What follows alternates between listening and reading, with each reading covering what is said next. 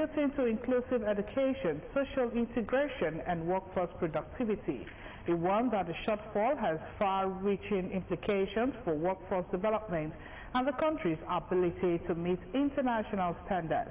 The minister said federal government is working through relevant institutions, including the National Universities Commission, to improve quality assurance and expand academic programs, while also collaborating with funding and regulatory bodies to ensure sustainability.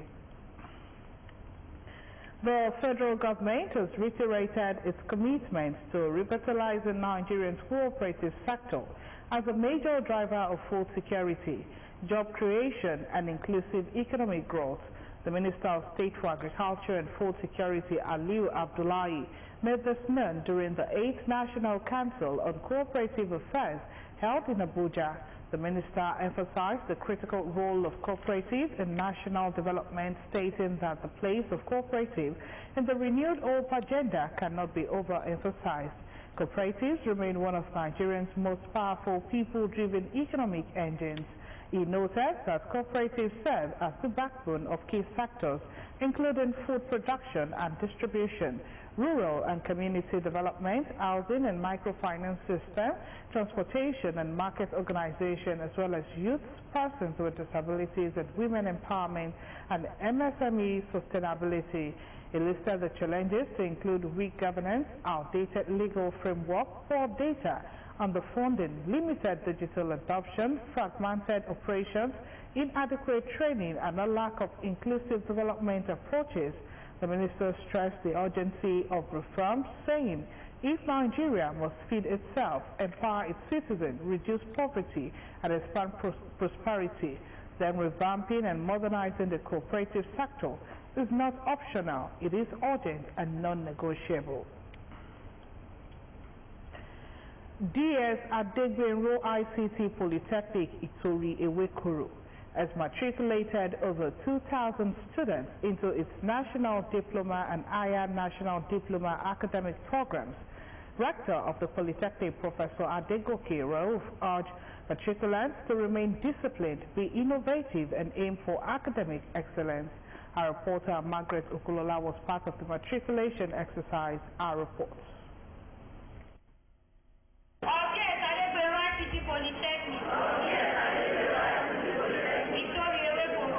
The 20th matriculation ceremony of DS Adegbenro ICT Polytechnic Itori Ewekuru has received another set of students into their National Diploma and Higher National Diploma.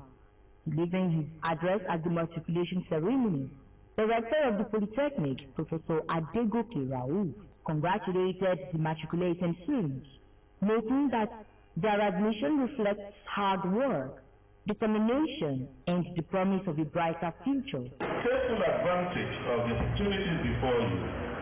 Engage actively in your studies. Acquire practical and digital skills and participate in extracurricular activities to take pride in a team of highly qualified and dedicated lecturers who are passionate about imparting knowledge and mentoring students towards excellence. While welcoming the students, Professor Rauf warned against all forms of indiscipline, including cultism, examination malpractice, and hooliganism, reiterating the institution's zero-tolerance stance. Any behavior that threatens the peace, integrity, and reputation of the institution will not be condoned. Choose wisely the company you keep and remain focused on your purpose. In attendance were notable dignitaries and educationists who reassured parents and guardians of a safe and conducive learning environment, supported by qualified lecturers dedicated to academic excellence. In a world driven by rapid digital transformation, you have chosen an institution that sits at the very heart of the future. That is technology. I wish to express my profound gratitude to our amazing governor, His Excellency Queen Dr. Dabo Abiodun, CON, for his unflagging commitment to the development of this polytechnic and Ogun State at large. The ceremony formally inducted the students into the academic community, ushering them into a new phase of learning and personal development. Margaret Okunlola, OGTV News. Similarly, over 200 students have been matriculated into various programs for the Ordinary National Diploma at the 2025-2026 matriculation ceremony of the West African Polytechnic, Ijoko Ota. The institution's rector, Dr. Lamidi Ajayi, reiterated the school's unflinching commitment to producing employable graduates who will contribute meaningfully to the national development. Ayodeji Tomori Olewumi has the details. Program of the West African Polytechnic. The West African Polytechnic matriculates students for the 2025-2026 academic session. The formal admission of these matriculants, performed by the rector of the West African Polytechnic, Ijoko Ota, officially qualifies them as bona fide students of the institution. The rector, Dr. Lamidi Ajayi, describes the institution as an intentional establishment focused on contributing positively to the development of the education sector in the country. We are not just a school that is awarding certificates, we specialize in skills acquisition. And our watchword is to ensure that we contribute to the national development and to also fulfill goal number 2013, goal number 4 and 5 of the UN agenda. The registrar of the institution, Dr. Olubenga Folalu, while congratulating the students, charges parents and guardians to support the institution's vision.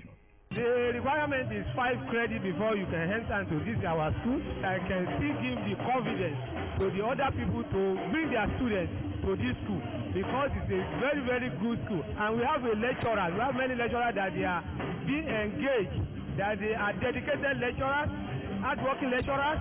In their goodwill messages, guests advise the students to remain committed to the academic pursuits and avoid distractions that could hinder their success. Let your academic efforts receive accolades and awards of recognition. Be futuristic and focus on your goals. Develop positive attitudes. Remember, you are the ambassador of the school. Through you, a lot of others will come in. And whatever behavior you show outside will indicate the type of discipline that is existing in the school. According to the school registrar, the institution offers national diploma programs in various fields, including accountancy and mass communication.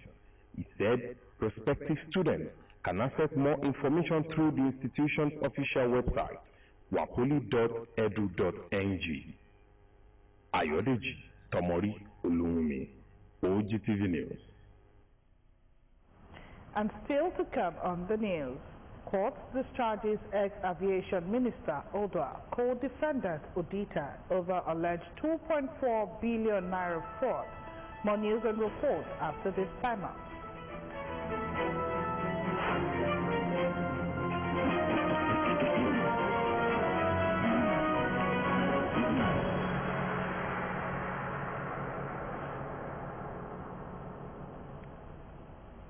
You're still watching the comprehensive news package on OGTV. The Inspector General of Police, Olatunji Disu, has submitted a framework for the establishment of state police to the Deputy President of the Senate, Senator Barau Jibrin, as part of efforts to decentralize policing in Nigeria. The 75-page report titled A Comprehensive Framework for the Establishment, Governance and Coordination of Federal and State Police was presented to Jibrin at his office in the National Assembly by Professor Olu Mushaki, Chairman of the Nigerian Police Force Committee, set up to examine the modalities for instituting state police. Disu said the report covers the considered views, professional insights and strategic recommendations of the force, derived from extensive consultation and a careful assessment of the operational, legal, and administrative implications of instituting state police in Nigeria. The IGP emphasized that the framework was forwarded to the chairman and the committee on the review of the 1999 Constitution as the Nigerian Police force impute on the subject matter. Responding, the Deputy President of the Senate commended the IGP for his proactiveness on the establishment of the state police in line with President Bola Tinubu's agenda to fully secure the country. The official commissioning of the Ogun State Security Network Amotekun Core Complex will hold on Tuesday, 31st of March 2026, starting at noon. The Amotekun Security Complex is at Old Ijebu-Ode Ibadan Road near Muslim Primary School, Ayegbami Quarters, Awa Ijebu. The commissioning shall be performed by the State Governor, Prince Dapo Abiodun. The project, initiated under the leadership of His Royal Highness Oba Abib Aobaju Limeri of Awa Ijebu, marks a significant step towards strengthening security and promoting peace within the community and its environment. In a statement, all residents, stakeholders, and well-wishers are invited to attend and be part of the landmark event. The High Court of the Federal Capital Territory sitting in Maitama has discharged former Minister of Aviation Stella Odoa and her ex-aide Gloria Odita from the alleged 2.5 billion naira fraud case brought against them by the Office of the Attorney General of the Federation. Justice Amza Mwazu issued the discharge order after the prosecution informed the court it had discontinued its case against them and filed an amendment charge, naming only two firms linked to the ex-minister as defendants. The firms are Sabora International Limited and Global Offshore and Marine Limited. When the case was first called, prosecuting lawyer Rotimi Oyedepo told the court that based on plea bargain talks between parties, the prosecution had failed an amended charge. When the issue of representation for the firm arose, lawyers for the parties sought time to address it, following which the judge stood down proceedings until later in the day. In the amended two-count charge, Sabora International was accused of unlawfully possessing 838 million naira, while Global Offshore was alleged to have unlawfully possessed 1.629 billion naira. When the case was recalled in the afternoon, the ex-minister stood as the representative of both firms and pleaded guilty on their behalf to the amended charge. Following the guilty plea entered for the two firms, Oyedepo urged the court to convict them and issue an order winding them up. Justice Mwazu convicted the companies based on their guilty plea, issued an order winding them up, and further ordered that the 1.2 billion naira paid as restitution and the 780 million naira recovered during the investigation be forfeited to the federal government. Away from that story, the chairman of Obafemi Owode Local Government, Ambassador Larry Ogushola, has embarked on an inspection tour of infrastructural projects across the 12 wards of the council area. The chairman stated that these initiatives are designed to complement the grassroots development efforts of the Ogun State Governor, Prince Dapo Abiodun. During the tour, the council board expressed satisfaction with the progress and work and confirmed that the project will be ready for commissioning in the near future. Elizabeth Esser reports. Communities across the 12 wards of Obafemi Owode Local Government express appreciation as the council leadership delivers various infrastructural projects to their doorstep. I want to say a very big thank you to the Obafemi Owode chairman for their tremendous efforts to help us in opening this place and help us with the covert construction. Every 2-3 months, I will always visit the mechanic village just to fix, one or two things in my car. And if we are able to have this good drainage system we want to do here, the culvert, I think it will be very good for every resident of this community.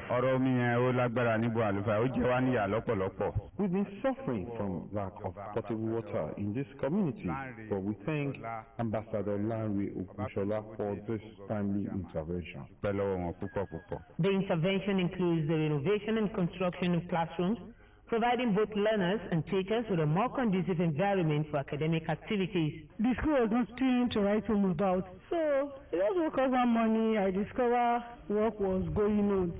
I'm like, wow, this is very good. So I tried to make inquiries, mention our governor and that of our the chairman. So, and I'm very, very happy. God bless him. I really appreciate what he has done for this school. We have enough classroom. Even in the nearest future, if you want to fix the secondary school year, it will be really welcome. In commemoration of the 39th Lishabi Day Festival, the shrine at the Lishabi Forest in Obatown has been renovated and given a modern facelift. The upgrade extends to the local government secretariat, where several offices are undergoing transformation to meet contemporary standards for staff. It is not surprising, because the man that we know, the executive chairman of this local government that we know, he has always done beyond expectations. So we just want to thank him. At least we'll be able to work in a more conducive environment. During his inspection of this site, Ambassador Lanre Ogushola notes his satisfaction with the quality of work. He affirms that the gesture aligns with the infrastructure drive of Prince Takwa Abiodun's administration across the state. I am satisfied with the level of completion, and I think in a couple of weeks, some of the projects will be ready for commissioning. Other projects like a bridge at Egbeda Ward, it will be completed in another few weeks as well. As you can see, we are trying to just complement the effort of the governor. So I am satisfied that all the ongoing projects, at least it has reached about at least 19% completion. The newly inspected projects alongside the completed Adigbo Oluwo Road are expected to be commissioned by the state government shortly. Elizabeth Eson, OGTV News. The Ogun State Media Parliament came alive with vibrant discussions as participants engaged leaders with thought-provoking questions, shared valuable insights, and applauded the initiative for promoting transparency, strengthening democratic values, and fostering a stronger connection between government and the people. Guest of the month, Honorable Afolabi Maruf Afwakwe, addressed members of the Fourth Estate of the REM, speaking on public feedback, citizens' expectations, and its legislative priorities. Testimony Komolafe reports that the interactive session further underscored the importance of media engagement in deepening democracy. A report is in this package. The Nigeria Union of Journalists, Ogun State Council, has convened its monthly media parliament, an initiative of the Wale Olanrewaju-led executive designed to engage political office holders, eminent personalities, and well-meaning Nigerians while holding leaders accountable. The March edition of the Parley focused on the theme, engaging other people, feedback, expectations, and legislative priorities. The guest speaker was the Honorable Member representing Abeokuta South Federal Constituency, Honorable Afolabi Maruf Afwakwe. The platform brought together journalists, policymakers, and key stakeholders to deliberate on the importance of inclusive and people-centered governance. Welcoming participant, NUJ Chairman Akinwale Olanrewaju described the media parliament as a vital platform for accountability, transparency, and constructive dialogue between leaders and the people. They are not just events. They are a special platform for accountability, for transparency, and for engagement. They also give a very good opportunity for lecturers. Honorable Afolabi Maruf Afwakwe emphasized that effective representation requires active listening and responsiveness to constituents. He noted that feedback remains a critical component of governance, adding that engagement through schools, market, and the media plays a key role in shaping legislative priorities. He also highlighted the need to focus on infrastructure, youth development, and economic empowerment. Also on the day to have Adere village in Ogun State. If that comes to reality, we will have enough machines to train our people in modern way. We cannot continue using this archaic way and we are expecting a better result. And we are also working on that. Participants actively engaged in discussions asked questions, and commended the Ogun NUJ for sustaining the media parliament as a credible platform that strengthens democracy and fosters mutual understanding between leaders and citizens. They also called for increased citizen participation in governance, urging the public to engage their representatives and contribute meaningfully to the policy development. Political support has continued to build in Ogun West as members of Caucus 7202 in Yowo South local government endorsed the second term edition of President Bola Ahmed Tinubu, the governorship aspiration of Senator Solomon Adiola, and declared support for Governor Dakmo Abiodun. The endorsement came during a well-attended meeting of the group held at Agility Market, where party loyalists and community members reaffirmed their commitment to the All Progressives Congress ahead of the 2027 general elections. Matthew Showme reports. Members of Caucus 7202 take their message of support across communities in Yewa South, mobilizing residents and converting backings for President Bola Tinubu's second-term bid and the governorship ambition of Senator Solomon Adiola, popularly known as Yayi. The mobilization train moves through key areas before converging at Agility Market for the official endorsement meeting. The gathering takes on a festive atmosphere with cultural and ethnic groups staging performances to express solidarity with the political movement. Addressing the crowd, Director General of Caucus 7202, Olasheni Koiki, says the large turnout reflects the people's readiness to work for the re-election of President Tinubu and support Senator Adeola's 2027 ambition. This is just one local government, and we have over 5,000 people for the event. And what does that tell you? It tells you the people are happy and that they have faith in the government. The local government coordinator of the group, Chief Babatunde Okiwole, assures that the caucus will deliver overwhelming support for both leaders and the area, urging residents to remain steadfast in their convictions. You can see the crowd by ourselves. You can see how there are people super from Ilaro, from different villages. And this is not the gathering of the political, the artisans, the retirees, and some of the civil servants. Some political leaders in attendance commend the people for their show of commitment and unity. The choice is already known to everybody. So it's not a question of advising them. 2012, up to now, he has done a lot of jobs here in Ogun West. To know where we stand. Where we stand is that we are with President Bola Ahmed Tinubu for second term, and we support Senator Solomon Olamileko Adiola. I'm happy, and my message to them is that they should, as they come out today, I want them to come out during the election. Highlights of the event is the decoration of patrons and patroness of the group, alongside the presentation of a check of 2 million naira as support towards the purchase of the Senator's APC gubernatorial nomination form. Matthew Showme, OGTV News. Meanwhile, the Omoluabi movement, a prominent political group in Ogun State, has rebranded as the IU Progressive Movement ahead of the 2027 general elections. The decision was announced as in a press statement signed by the convener Armstrong Tokwe Akintunde. The statement notes that the rebranding reflects the natural progression in the group's political philosophy. According to Akintunde, the movement is entering a new phase following the successful completion of its previous political agenda.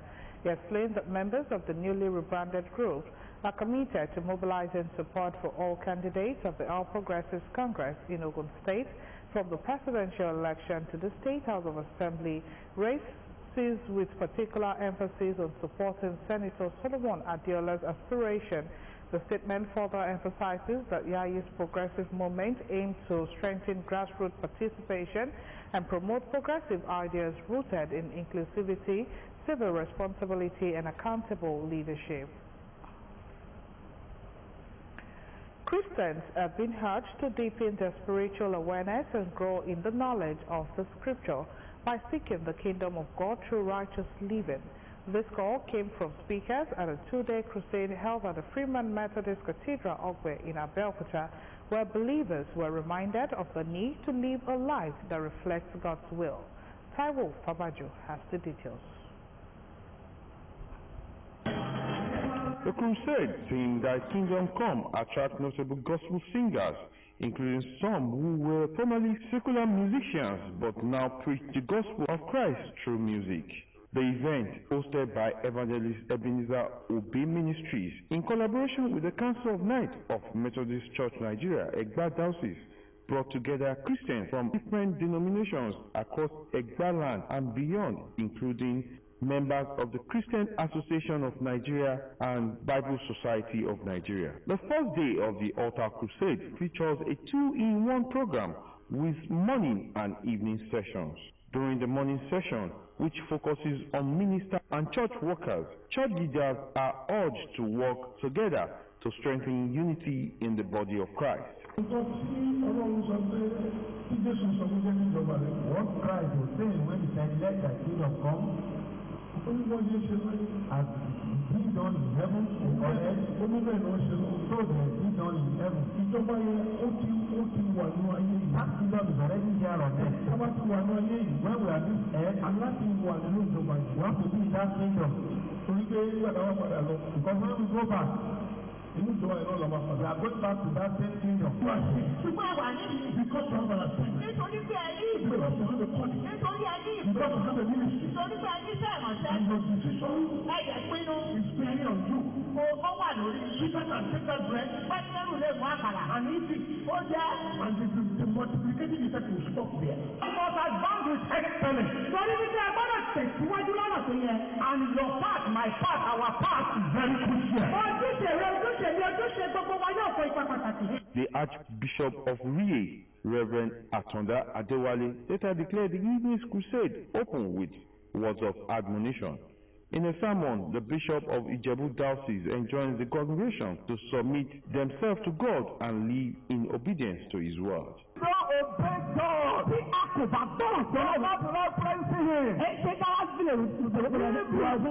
Humble yourself in the face, in the eyes of God.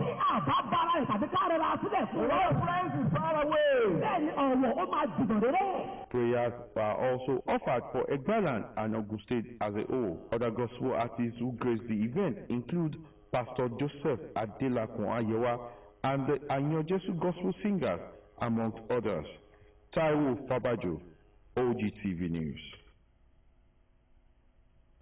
Up next is business news with Dominic Ogweha. Just stay with us.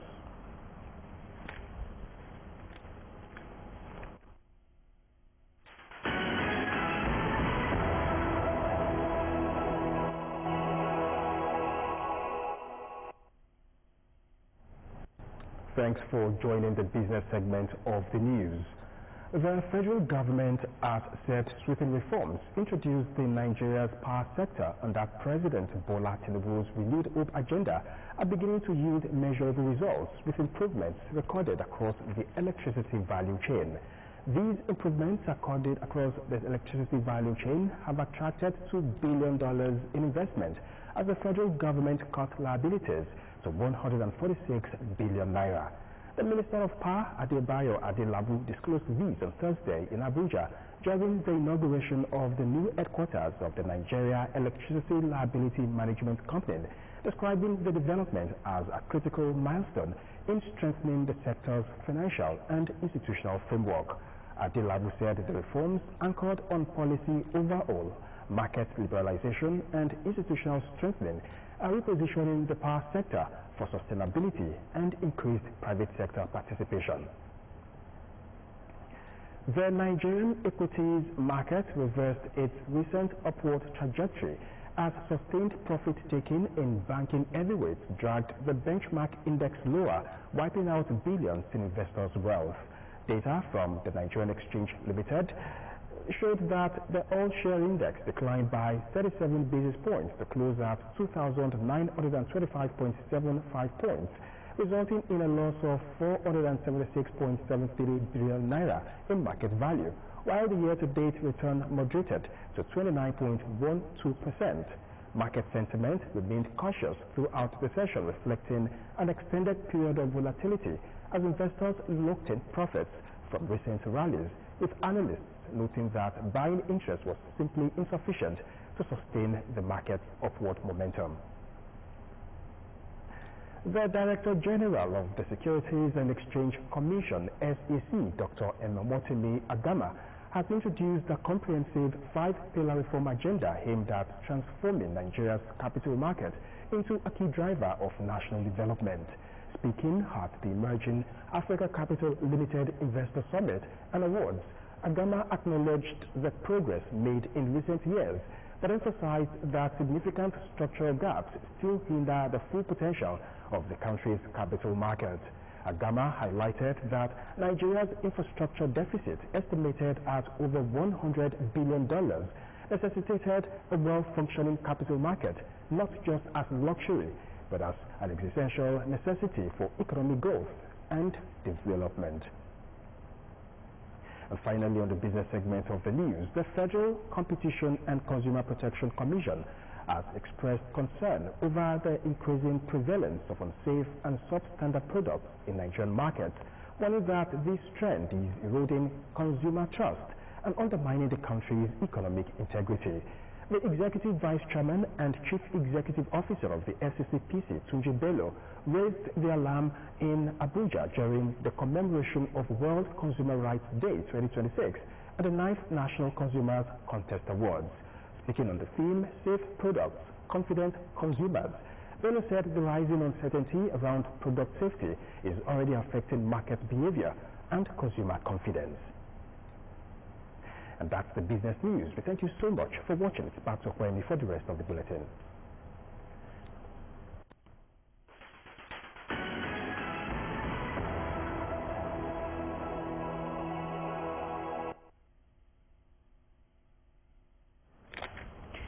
And from business, we now move to the foreign scene, where U.S. President Donald Trump has warned Iran to engage in talks to end the Middle East war before it is too late, after Tehran publicly spurned overtures to resolve the nearly 4 weeks conflict. Meanwhile, the European Parliament has backed legislation to implement the EU-US trade deal following months of uncertainty over President Donald Trump's tariff threats. Details are in this package. On the foreign scene, U.S. President Donald Trump has warned Iran to engage in talks to end the Middle East war before it is too late, after Tehran publicly spurned U.S. overtures to resolve the nearly 4-week conflict. Trump's warning came as Israel said it had killed the commander of the Iranian Revolutionary Guards Navy, calling him directly responsible for throttling the Strait of Hormuz since the war's outbreak. Hopes for a negotiated end to the U.S.-Israeli war with Iran, which has engulfed much of the region, rose after Washington was said to have put a peace plan to Tehran, only for the Islamic Republic to deny the sides were speaking. But Pakistan confirmed Thursday it was indeed facilitating U.S.-Iran indirect talks by relaying messages, and that a 15-point American plan was being deliberated upon by Tehran. Meanwhile, the European Parliament has backed legislation to implement an EU-US trade deal following months of uncertainty over President Donald Trump's tariff threats. A majority of lawmakers voted in favor of the measures on Thursday, but added a series of safeguards to ensure the U.S. honors its side of the deal struck last July. The legislation will set tariffs at 15% for most EU goods, down from the 30% initially threatened, in exchange for European investment in the U.S. and the removal of EU import duties on U.S. industrial goods. The vote comes after months of delay following Trump's threat to annex Greenland and a U.S. Supreme Court ruling that found some of its tariffs unlawful. The EU Assembly voted by 417 to 154 and 71 abstentions in favor of the legislation. The text will need to be signed off by all of the bloc's 27 member states before it is implemented, with a concluding vote expected in April or May. And finally, Zimbabwe says that 15 of its nationals have been killed after being recruited to fight for Russia in its ongoing war with Ukraine, with more than 60 still trapped on the front lines. Information Minister Zemu Soda said the Zimbabweans had been lured by shadowy agencies promising lucrative jobs abroad using social media platforms as their primary hunting ground. It is a sophisticated scheme of deception, exploitation, and human trafficking that has already resulted in the loss of Zimbabwean lives. The Zimbabwe government says it is in talks with the Russian authorities to ensure the bodies are repatriated and those still alive return home safely. It is the first time the country has acknowledged that dozens of its nationals are in military service to Russia. Soda warned Zimbabweans to exercise caution regarding overseas job offers, urging them to verify opportunities through official channels. And that's it on the foreign scene. From there, we'll now move to the world of sports, where Emmanuel Dasalu is on standby to stay with us.